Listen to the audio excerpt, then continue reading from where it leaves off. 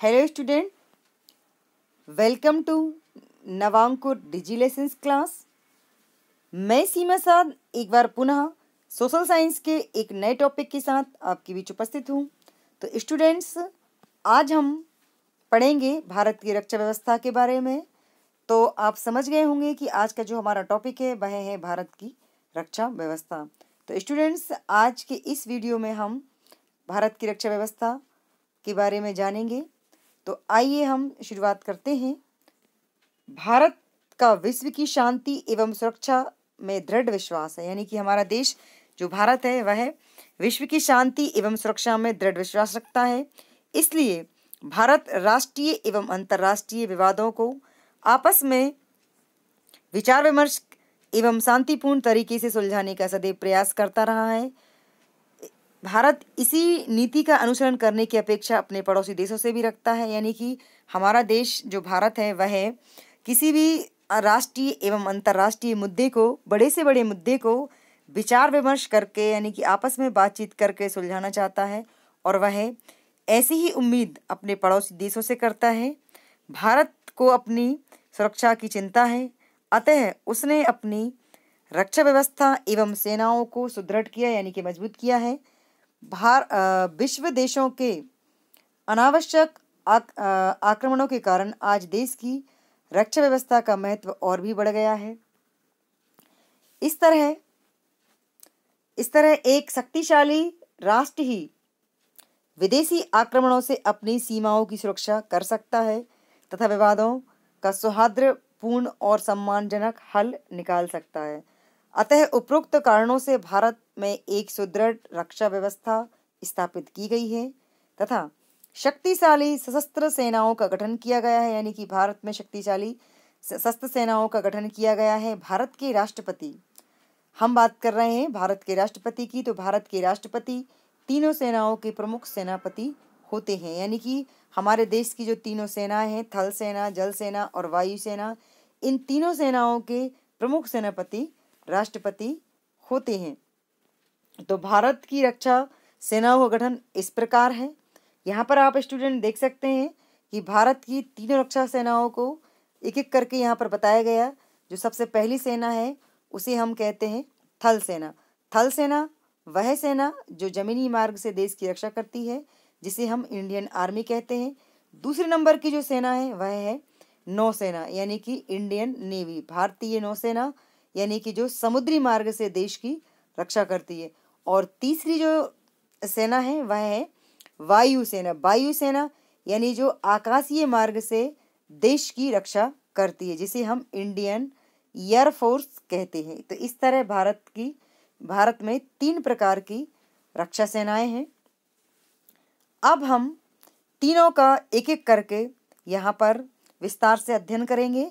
तो हम सबसे पहले बात करेंगे भारत की थल सेना की। थल सेना यानी वह सेना जो थल के मार्ग से, मीन्स जमीनी मार्ग से देश की रक्षा करती है। भारतीय थल सेना विश्व की प्रमुख एवं शक्तिशाली सेनाओं में से एक है, यानी कि पूरी दुनिया की जो सेनाएं हैं उनमें से भारत की जो थल सेना है उसका चौथा नंबर आता है। तो विश्व की शक्तिशाली सेनाओं में भारतीय थल सेना की गिनती होती है, और भारत की जो थल सेना है वह विश्व की चौथे नंबर की सेना है, यानी कि हमारे देश की जो पूरी सेना है वह विश्व में चौथे नंबर पर आती है। भारत को अपनी सुसंगठित, सुसज्जित, अनुशासित एवं समर्पित थल सेना पर गर्व है, यानी कि जो हमारे देश की थल सेना है उसे हमारे देश की जो थल सेना है उस पर हमारे देश को गर्व है। इस सेना का मुख्यालय नई दिल्ली में, यानी थल सेना का जो हेड ऑफिस है वह नई दिल्ली में है। नई दिल्ली क्योंकि नई दिल्ली से वो जो कि हमारे देश की राजधानी है, तो वहाँ पर इसका मुख्यालय है।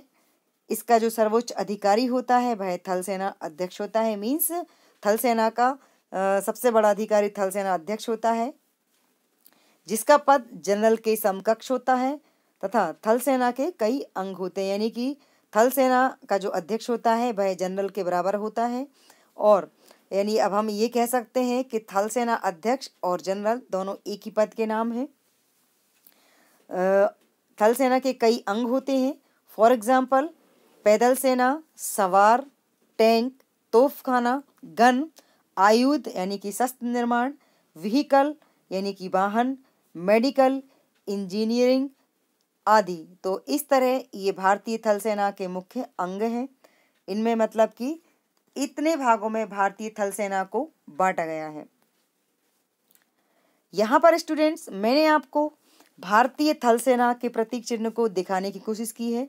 तो इंडियन आर्मी का जो प्रतीक चिन्ह है वो इस प्रकार है। और जैसा अभी आपको मैंने बताया था कि भारतीय थल सेना का जो सबसे बड़ा अधिकारी होता है वह थल सेना अध्यक्ष होता है, वह जनरल के बराबर होता है। तो यानी कि हम ये कह सकते हैं कि थल सेना का सबसे बड़ा अधिकारी थल सेना अध्यक्ष या फिर जनरल होता है। तो हमारे देश के जो थल सेना अध्यक्ष हैं या देश के जनरल हैं उनका नाम है मनोज मुकुंद नरवणे। क्या नाम है? मनोज मुकुंद नरवणे। तो ये भारतीय थल सेना के मतलब सेना प्रमुख है, यानी कि देश के जनरल हैं। अब यहाँ पर स्टूडेंट्स हम भारत की थल सेना के अधिकारी वर्ग की रैंक और दूसरे चित्र में हम थल सेना के सैनिक वर्ग की रैंक को समझने की कोशिश करेंगे। तो हम सबसे पहले यहाँ पर थल सेना के अधिकारी वर्ग की रैंक को समझ लेते हैं। तो थल सेना का जो सबसे बड़ा अधिकारी होता है वह जनरल होता है, जैसा कि मैं आपको बता चुकी हूँ। और वर्तमान में भारतीय थल सेना के जो जनरल हैं उनका नाम मनोज मुकुंद नरवणे है, जिनका मैंने आपको चित्र भी यहाँ पर दिखाने की कोशिश की है। दूसरा जो अधिकारी होता है थल सेना का वह होता है लेफ्टिनेंट जनरल, फिर उसके बाद मेजर जनरल, फिर आता है ब्रिगेडियर और फिर उसके बाद कर्नल, फिर कर्नल से छोटा जो अधिकारी होता है वह लेफ्टिनेंट कर्नल, और लेफ्टिनेंट कर्नल से जो अधिकारी होता है छोटा वह मेजर कहलाता है। मेजर से छोटा अधिकारी कैप्टन, और कैप्टन के बाद जो सबसे छोटा अधिकारी होता है वह होता है लेफ्टिनेंट। तो यानी सबसे छोटा जो अधिकारी होता है वह थल सेना में लेफ्टिनेंट होता है और सबसे बड़ा अधिकारी जनरल होता है। तो इस तरह जनरल से लेकर लेफ्टिनेंट तक एक अधिकारी की श्रेणी है और अधिकारी वर्ग है। इसके बाद हम बात करेंगे थल सेना के सैनिक वर्ग की। तो इसमें सैनिक वर्ग में सबसे बड़ा जो सैनिक होता है या पद होता है इसमें वह मेजर का होता है। मेजर के बाद फिर सूबेदार, और सूबेदार के बाद होता है हवलदार, हवलदार के बाद नायक, और नायक के बाद लांस नायक, लांस नायक के बाद सबसे जो छोटा पद होता है वह सिपाही का होता है। इन्हें JCO अथवा गैर कमीशन रैंक कहा जाता है। गैर कमीशन रैंक मीन्स जिसको सेना में अपनी मतलब कि नौकरी के बाद मतलब अपनी एक रिटायरमेंट की उम्र तक आपको काम नहीं नहीं मिलेगा। एक काम करने की अवधि रहेगी, जैसे कि 14 साल, 18 साल, 17 साल सेना में काम करने की एक अवधि होती है। और सभी जो अधिकारी या जो सिपाही होते हैं वह रिटायरमेंट की उम्र तक काम नहीं करते हैं।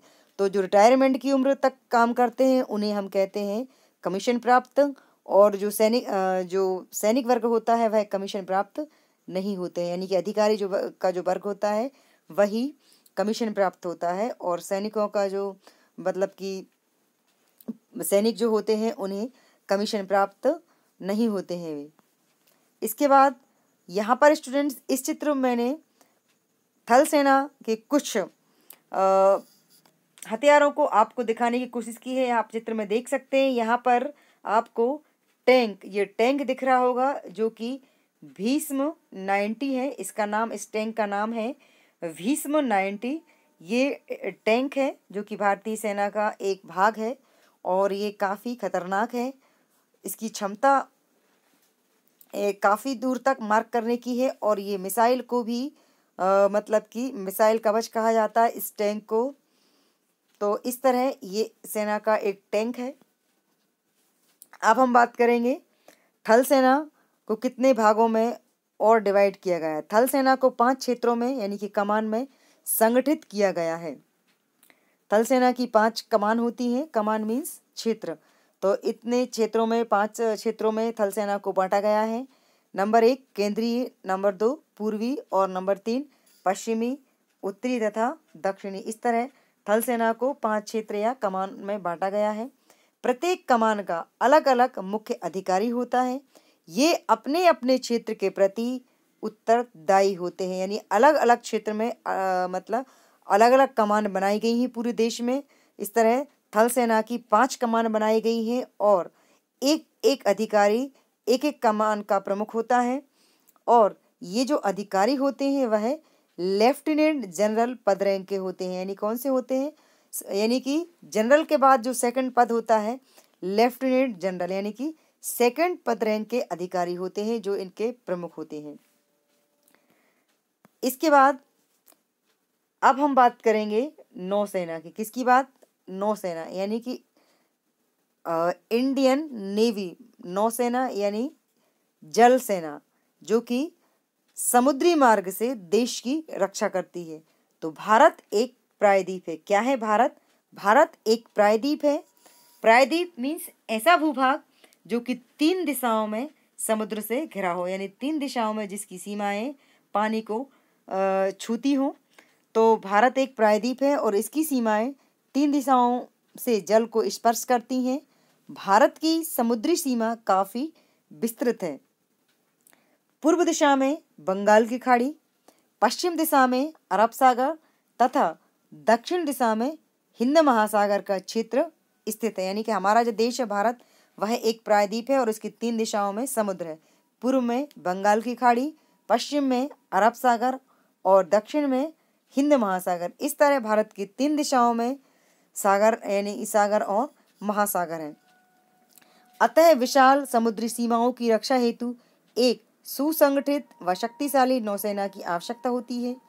भारत में इसी आवश्यकता के अनुरूप एक सुदृढ़ नौसेना का गठन किया गया है। यानी कि हमारे देश में इसी आवश्यकता को ध्यान में रखते हुए एक मजबूत नौसेना का गठन किया गया है। नौसेना का जो सर्वोच्च अधिकारी नौसेना अध्यक्ष होता है, यानी नौसेना का सर्वोच्च अधिकारी नौसेना अध्यक्ष कहलाता है। इसे ही हम एडमिरल भी कहते हैं, यानी कि हम उसे नौसेना अध्यक्ष भी कह सकते हैं और उसी का नाम एडमिरल होता है।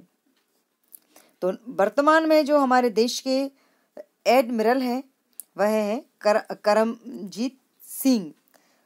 तो नौसेना के संगठन को 3 क्षेत्रीय कमानों में विभक्त किया गया है। यानी कि नौसेना को 3 क्षेत्रीय कमानों में बांटा गया है, जो इसके मुख्य प्रशिक्षण केंद्र भी है। यानी कि यहाँ पर प्रशिक्षण भी दिया जाता है। ये इस प्रकार है, जो 3 केंद्रों की हम बात कर रहे हैं, 3 क्षेत्रीय कमानों की बात कर रहे हैं, वो इस प्रकार है। पूर्वी नौसेना कमान जो कि विशाखापट्टनम में है, पश्चिमी नौसेना कमान मुंबई में एवं दक्षिणी नौसेना की कमान कोच्चि, जिसे हम कोचीन के नाम से भी जानते हैं। इस तरह भारत की 3 दिशाओं में समुद्र है और तीनों दिशाओं में अलग अलग कमान बनाई गई हैं। पूर्व में नौसेना की जो कमान है वह विशाखापट्टनम में है, यानी कि विशाखापट्टनम में उसको ऑपरेट किया जाता है। पश्चिम दिशा में अरब सागर है, तो पश्चिम की जो कमान है वह मुंबई में है, वहाँ से उसको ऑपरेट किया जाता है।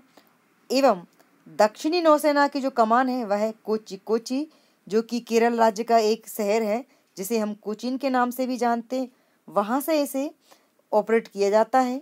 प्रत्येक कमान का अलग अलग मुख्य अधिकारी हैं, यानी कि जो 3 कमानें हैं और तीनों कमानों के अलग अलग अधिकारी हैं, मुख्य अधिकारी हैं। और ये अधिकारी वाइस एडमिरल पद रैंक के होते हैं। यानी कि एडमिरल के बाद जो सेकंड रैंक होती है अधिकारी की वह वाइस एडमिरल होती है। तो ये जो क्षेत्रीय कमान के जो अधिकारी होते हैं वह वाइस एडमिरल पद रैंक के होते हैं। भारतीय नौसेना के प्रमुख युद्धपोत इस प्रकार हैं। INS,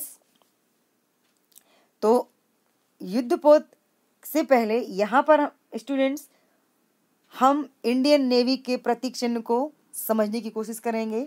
आप चित्र में देख सकते हैं, ये भारतीय नौसेना का प्रतीक चिन्ह है, जहाँ पर लिखा है शन्नु वरुण। तो ये भारतीय नेवी का प्रतीक चिन्ह है। जैसा कि मैं आपको बता रही थी, हम युद्धपोत की बात कर रहे हैं, तो INS नीलगिरी, हिमगिरी, देवगिरी, तारागिरी, विंध्यागिरी, देशपोत, INS गोदावरी। नौसेना में सर्वेक्षण, पोत मस्तीयान तथा वायुयान वाहक पोत हैं। जैसा कि स्टूडेंट्स मैंने आपको ऊपर नाम बताए हैं, ये सभी युद्धपोत हैं। इनके अलावा 2 जहाजी बेड़े भी भारतीय नौसेना में हैं, एक पश्चिमी तथा दूसरा पूर्वी जहाजी बेड़ा। मतलब एक जहाजी बेड़ा पश्चिमी कमान को संभालता है और दूसरा जहाजी बेड़ा पूर्वी कमान को संभालता है। ये दोनों बेड़े समुद्र में गश्त लगाते हैं, यानी कि रात में समुद्री मार्ग से समुद्र के अंदर गश्त लगाते हैं। क्या लगाते हैं? ये समुद्र के अंदर गश्त लगाते हैं। तो यानी कि रात में जिस तरह आपने स्टूडेंट्स देखा होगा कि हम नॉर्मली पुलिस वाले जिस तरह रात में गश्त लगाते हैं और रक्षा व्यवस्था को संभालते हैं, उसी तरह ये जो हमारे जहाजी बेड़े हैं पूर्वी और पश्चिमी, ये भी हमारे देश की पूर्वी और पश्चिमी समुद्र के अंदर रात में गश्त लगाते हैं, ताकि रात में समुद्री मार्ग से कोई व्यक्ति हमारे देश में मतलब ना आ सके। कोलकाता व गोवा में शिपयार्ड और विशाखापट्टनम में जहाज बनाए जाते हैं, यानी कि कोलकाता जो कि पश्चिम बंगाल की राजधानी है वहाँ पर, और गोवा में शिपयार्ड और विशाखापट्टनम में जहाज बनाए जाते हैं। इनके अलावा शिपयार्डों में जलपोत, पनडुब्बी व छोटे छोटे जलयान भी निर्मित किए जाते हैं। सन 2001 में, कब? सन 2001 में नौसेना, थल सेना और वायुसेना की संयुक्त कमान की स्थापना अंडमान निकोबार द्वीप समूह में की गई है। अंडमान निकोबार द्वीप समूह जो कि एक केंद्र शासित प्रदेश है, वहां पर हमारे देश की तीनों जो सेनाएं हैं, थल सेना, जल सेना और वायुसेना, इन तीनों की संयुक्त कमान की स्थापना अंडमान निकोबार में की गई है। भारतीय नौसेना का एक नवीन संचालन केंद्र INS कादम्बा कारवार में स्थापित किया गया है। कहाँ पर स्थापित किया गया है? कारवार में स्थापित किया गया है। यह गोवा से 100 किलोमीटर की दूरी पर स्थित है।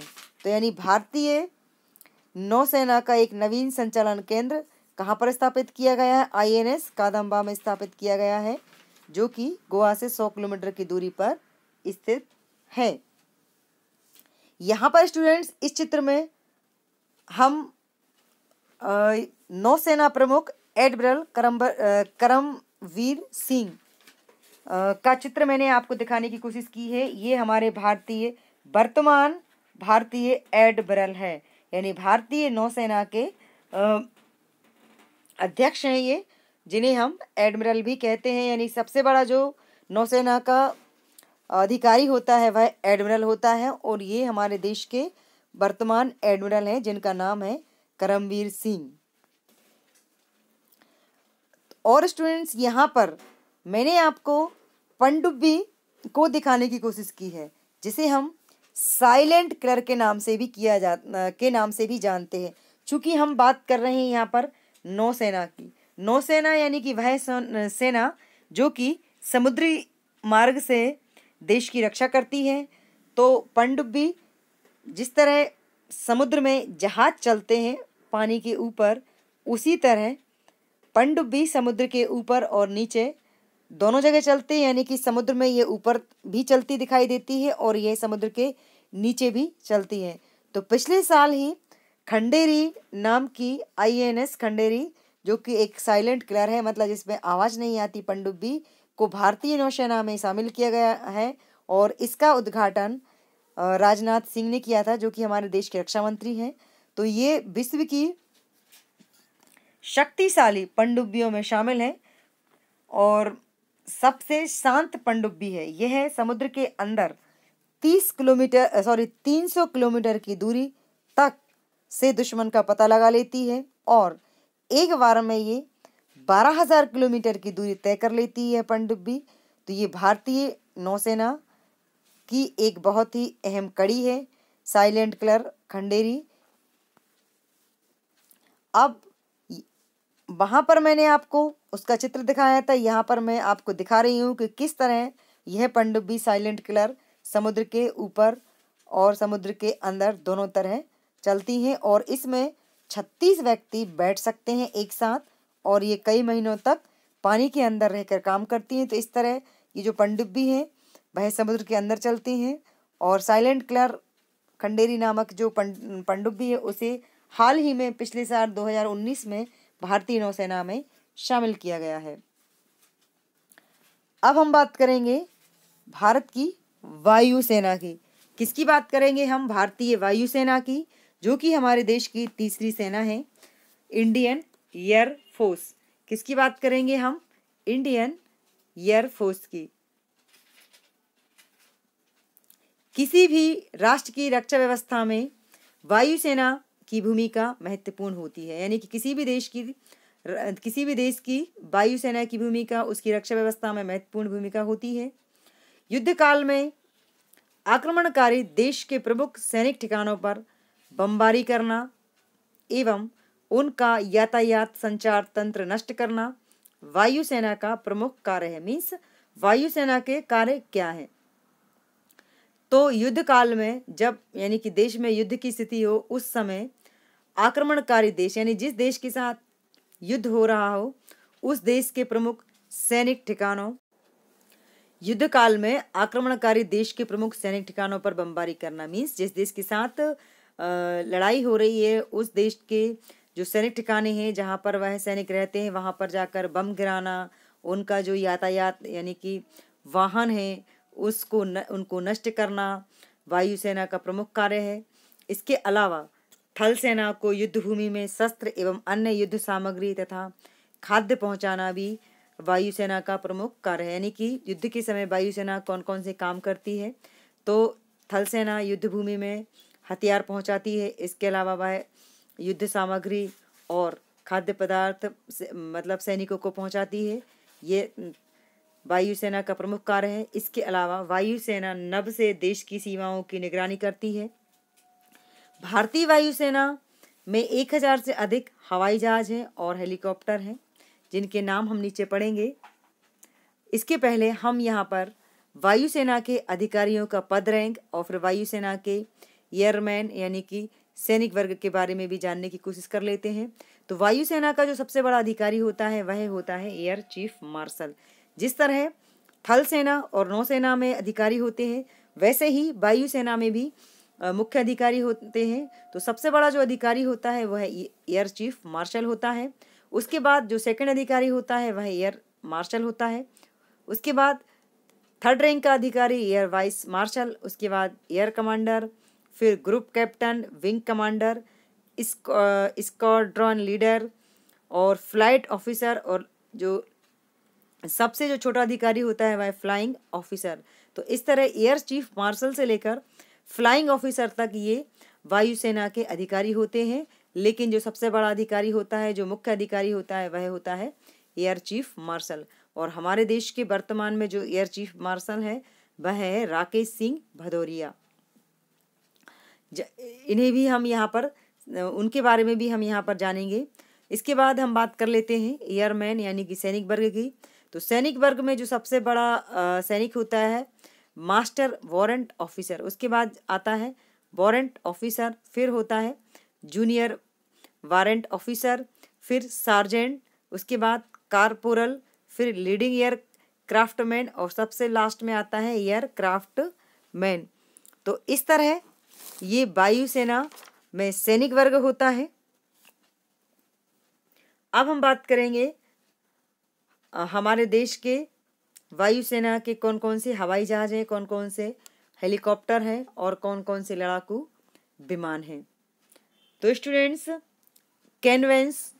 कैनवेश, Hunter, Ajeet, Kiran, MiG 21, MiG 23, MiG 25, MiG 28, Jaguar, Mirage 2000 भारतीय वायुसेना के मुख्य मतलब लड़ाकू विमान हैं। और भारतीय वायुसेना का मुख्यालय नई दिल्ली में है। कहाँ पर है भारतीय वायुसेना का मुख्यालय? मीन्स हेड ऑफिस वह भी नई दिल्ली में है। मीन्स इसके पहले हमने नौसेना और थल सेना के बारे में पढ़ा, उनके भी जो हेड ऑफिस हैं वह दोनों नई दिल्ली में है। तो उन दोनों की तरह ही वायुसेना का भी मुख्यालय नई दिल्ली में है। और भारतीय वायुसेना के जो लड़ाकू विमान है वो मैंने आपको बताया, कैनवेज Hunter, Ajeet, Kiran, MiG 21, MiG 23, MiG 25, MiG 28, Jaguar Mirage और 2000। तो ये जो मैंने आपको यहाँ पर नाम बताए हैं ये सभी तो पुराने नाम हैं, शायद आपने सुने होंगे अथवा नहीं सुने होंगे, लेकिन वर्तमान में जो हमारी वायुसेना में लड़ाकू विमान शामिल किए गए हैं या किया गया है उनकी भी हम यहाँ पर चर्चा करेंगे। आपने रफाल विमान का मुद्दा काफ़ी सुना होगा। तो वर्तमान में यानी कि हाल ही में 29 जुलाई को हमारे देश में 5 रफेल विमान की डिलीवरी हुई है, यानी कि 5 रफेल विमान हमारे देश को मिले हैं। तो रफाल जो कि एक लड़ाकू विमान है और रफाल के अलावा शिनूक यानी कि चिनूक विमान जो कि हमने अमेरिका से खरीदे, रफाल विमान लड़ाकू विमान जो कि हमने फ्रांस देश से खरीदे हैं, जो कि बहुत ही हाईटेक विमान है, उनको अभी हाल ही में भारतीय वायुसेना में शामिल किया गया है। इसके अलावा तेजस भी है, जगुआर है, सुखोई है, ये भी भारतीय वायुसेना के लड़ाकू विमान हैं।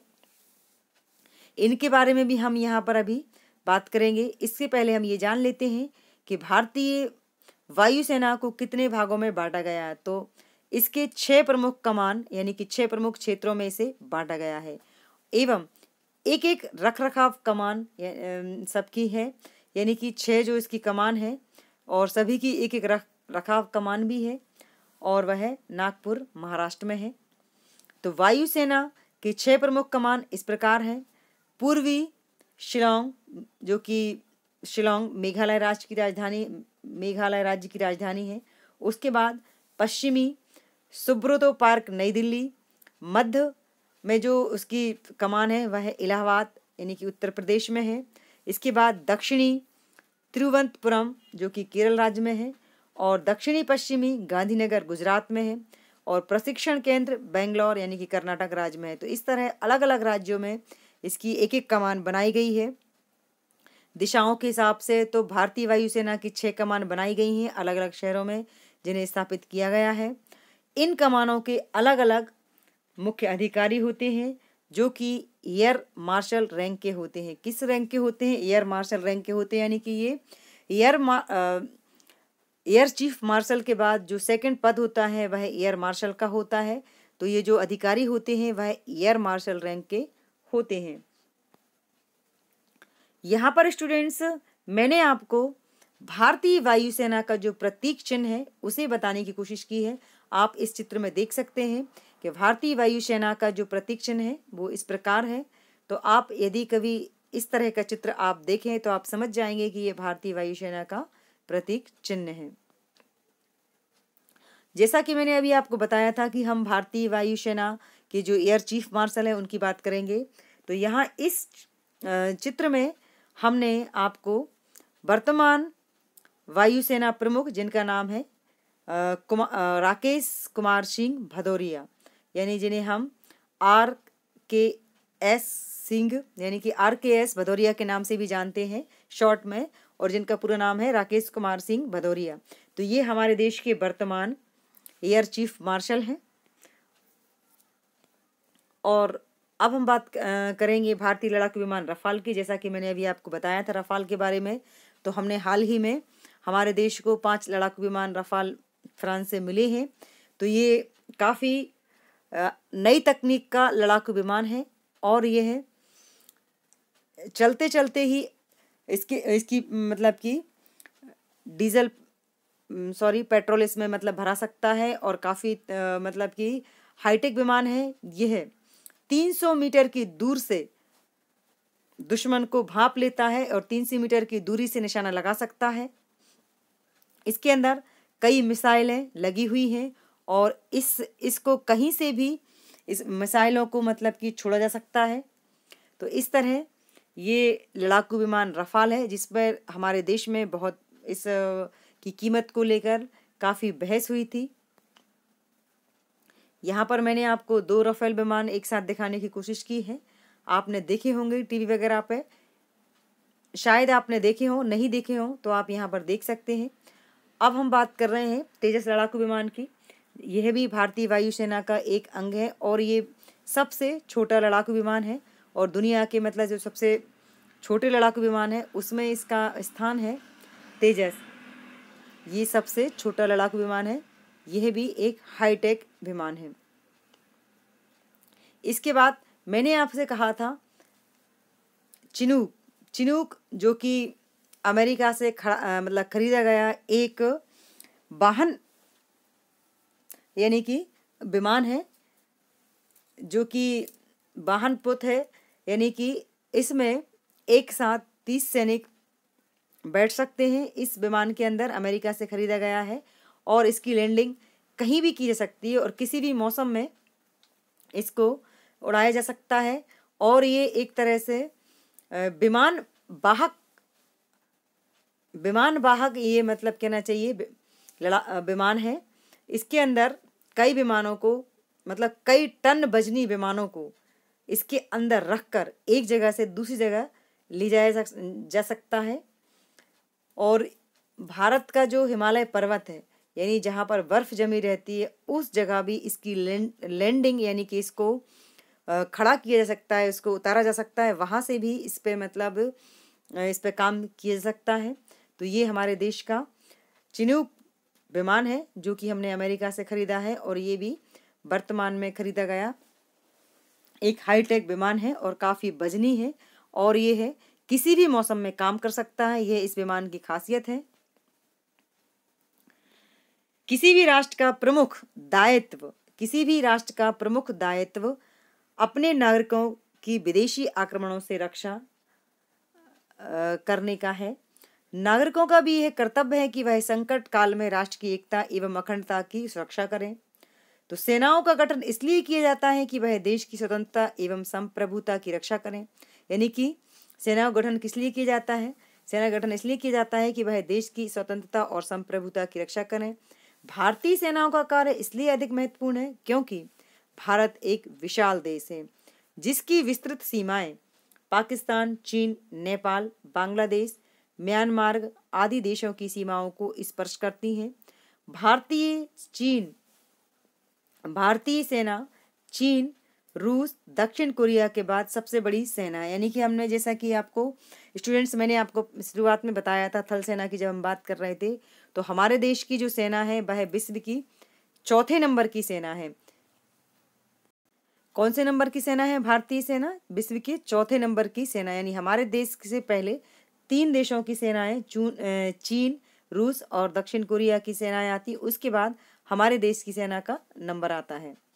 तो इस तरह हमारा देश एक विशाल देश है और हमारे देश की सीमाएं चीन, नेपाल, बांग्लादेश और म्यांमार देशों को स्पर्श करती हैं। मीन्स ये हमारे देश के पड़ोसी देश हैं। तो स्टूडेंट्स यहाँ इस चित्र में मैंने आपको तीनों सेनाओं के जो प्रमुख हैं यानी कि तीनों सेनाओं के जो प्रमुख अधिकारी हैं, सबसे बड़े अधिकारी जो हैं, उनको तीनों को मैंने आपको यहाँ पर एक साथ दिखाने की कोशिश की है। तो हमने 3 सेनाओं की यहाँ पर भारत की तीनों सेनाओं की बात की है। तो लेफ्टिनेंट जनरल मनोज मुकुंद नरवणे जो कि हमारे देश के थल सेना अध्यक्ष हैं यानी कि हमारे देश के जनरल हैं और इनका कार्यकाल 31 दिसंबर 2019 से अप्रैल 2022 तक है। इसके बाद दूसरे नंबर की जो पिक है वह एडमिरल करमबीर सिंह की है जो कि हमारे देश के नौसेना प्रमुख है जिनका एडमिरल जिनका पद है और इनका जो कार्यकाल है वह 31 मई 2019 से नवंबर 2021 तक है। इसके बाद जो तीसरी पिक है वह है air chief marshal RKS Bhadauria यानी कि राकेश सिंह भदौरिया की है, राकेश कुमार भदौरिया की है जो कि हमारे देश के एयर चीफ मार्शल हैं और इनका जो कार्यकाल है यानी कि जो वह है 30 सितंबर 2019 से 30 सितंबर 2019 तक यह अपने पद पर बने रहेंगे। तो ये भारत की तीनों रक्षा सेनाओं के प्रमुख हैं। अगर आपको पता होगा नहीं होगा तो स्टूडेंट्स आप इनके बारे में लिख भी सकते हैं, अपनी कॉपी पर नोट कर सकते हैं। अब यहाँ इस चित्र में मैंने आपको भारत की तीनों रक्षा सेनाओं के प्रतीक चिन्ह को दिखाने की कोशिश की है। तीनों सेनाओं के अलग अलग प्रतीक चिन्ह हैं, आप देख सकते हैं। Thanks for watching.